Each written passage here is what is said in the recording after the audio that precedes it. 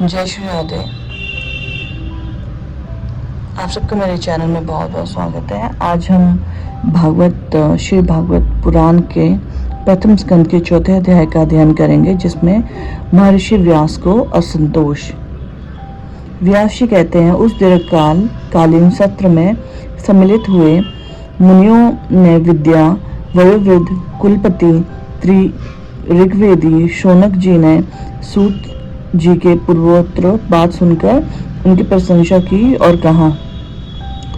शौनक जी ने कहा, सूत जी, आप वक्ताओं में श्रेष्ठ हैं तथा बड़े भाग्यशाली हैं। जो कथा भगवान श्री शुकदेव जी ने कही थी, वही कथा की पुण्यमयी कथा कृपा करके आप हमें सुनाइए। वह कथा किस युग में, किस स्थान पर और किस कारण हुई थी? मुनिवर, कृष्ण देवपान ने किस किस की प्रेरणा से परमहंसों की संहिता का निर्माण हुआ था? उनके पुत्र शुकदेव जी बड़े योगी, समदर्शी, भेदभाव रहित, संसार निद्रा से जगे एवं निरंतर एकमात्र परमात्मा में ही स्थित रहे। वे छिपे रहने के कारण मूढ़ से प्रतीत होते हैं। व्यास जी जब संन्यास के लिए वन की ओर जाते हुए अपने पुत्र का पीछा कर रहे थे, उस समय जल में स्नान करने वाली स्त्रियों ने नंगे शुकदेव को देखकर तो वस्त्र धारण नहीं किया, परंतु वस्त्र पहने हुए व्यास जी को देखकर लज्जा से कपड़े पहन लिए। इस आश्चर्य को देखकर जब व्यास जी ने उन स्त्रियों का इसका कारण पूछा, तब उन्होंने उत्तर दिया कि आपकी दृष्टि में तो अभी स्त्री पुरुष का भेद बना हुआ है, परंतु आपके पुत्र की शुद्ध दृष्टि में यह भेद नहीं है। जंगल देश में पहुंचकर हस्तिनापुर में वे पागल, गूंगे तथा जड़ के समान विचरते होंगे। नगरवासियों ने उन्हें कैसे पहचाना? पांडव नंदन राजश्री परीक्षित का इस मौनी शुकदेव जी के साथ संवाद कैसे हुआ, जिसमें वह भागवत संहिता कही गई। महाभाग श्री शुकदेव जी तो गृहस्थों के घरों को तीर्थ स्वरूप बना देने के लिए उतनी ही देर उनके दरवाजे पर रहते हैं जितनी देर में गाय दूही जाती है। सूत जी, हमने सुना है कि अभिमन्यु नंदन परीक्षित भगवान के बड़े प्रेमी भक्त थे। उनके अत्यंत आश्चर्य में जन्म और कर्मों का भी वर्णन कीजिए। वे तो पांडव वंश के गौरव बढ़ाने वाले सम्राट थे। वे भला किस कारण से साम्राज्य लक्ष्मी का परित्याग करके गंगा तट पर मृत्यु पर्यंत अनशन का व्रत लेकर बैठे थे? शत्रुघ्न अपने भले के लिए बहुत सा धन लाकर उनके चरण रखने की चौकी को नमस्कार करते थे। वे एक वीर युवक थे। उन्होंने उस दुसज्य लक्ष्मी को अपने प्राणों के साथ भला क्यों त्याग देने की इच्छा की? जिन लोगों का जीवन भगवान के आश्रित है, वे तो संसार के परम कल्याण, अनुभूति और समृद्धि के लिए ही जीवन धारण करते हैं। उनके अपना कोई स्वार्थ नहीं है। उनका शरीर तो दूसरों के हित के लिए था। उन्होंने विरक्त होकर उसका परित्याग क्यों किया? वेदवाणी को छोड़कर अन्य समस्त शास्त्रों के आप पारदर्शी विद्वान हैं। सूत जी, इसलिए इसमें जो कुछ हमने आपसे पूछा है वह सब कृपा करके हमें कहिए। सूत जी ने कहा, इस वर्तमान चतुर्युगी के तीसरे युग द्वापर में महर्षि पराशर के द्वारा पशु कन्या सत्यवती के गर्भ से भगवान के कलावतार योगी राज व्यास जी का जन्म हुआ।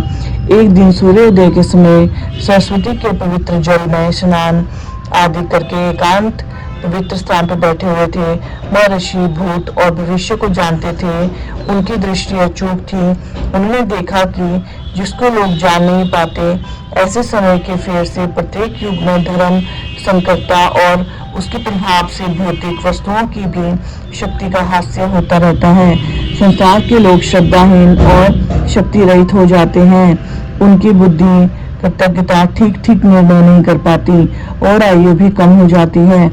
लोगों की इस भाग्यहीनता को देखकर उन मुनि स्वर में अपनी दिव्य दृष्टि से समस्त वर्णों और आश्रमों को हित कैसे हो, इस पर विचार किया। उन्होंने सोचा कि वेदोक्त चतुर हो कर लोगों को हृदय शुद्ध करने वाला है।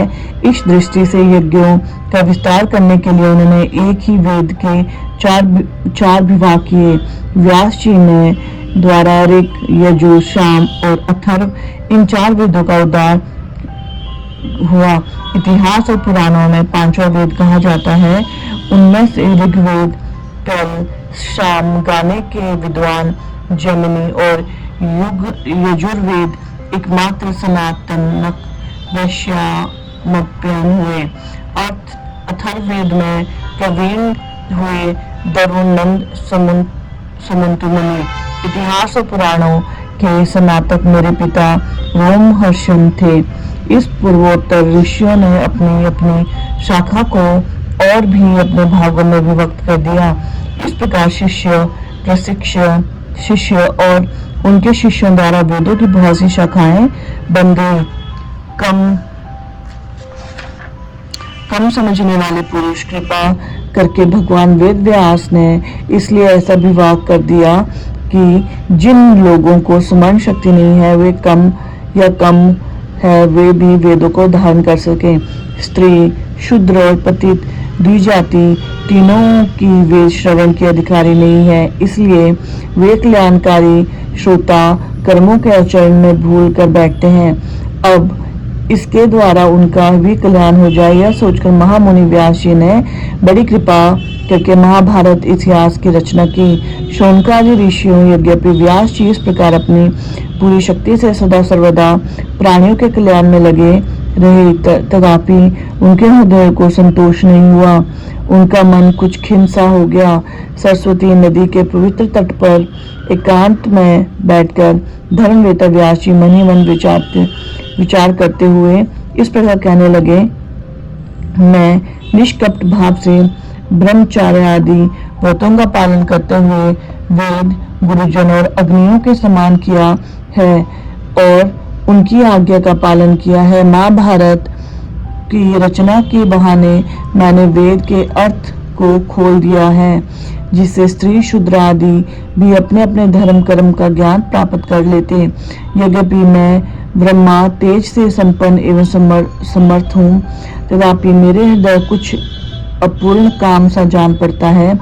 अवश्य ही अब तक मैंने भगवान को प्राप्त करने वाले धर्मों का प्राय निरूपण किया है।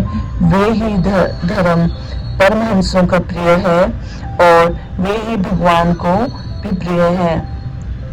हो ना हो मेरी अपूर्णता का यही कारण है। श्री कृष्ण दिव्यपान व्यास इस प्रकार अपने आप को अपूर्ण सा मानकर जब खिन्न हो रहे थे, उसी समय पूर्वोत्तर आश्रम में देवऋषि नारद जी आ पहुंचे।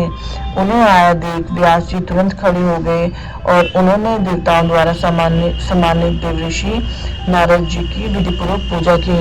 इस प्रकार हमने प्रथम स्कंद के श्रीमद् भागवत गीता के प्रथम स्कंद के 4थे अध्याय का पाठ पूर्ण किया।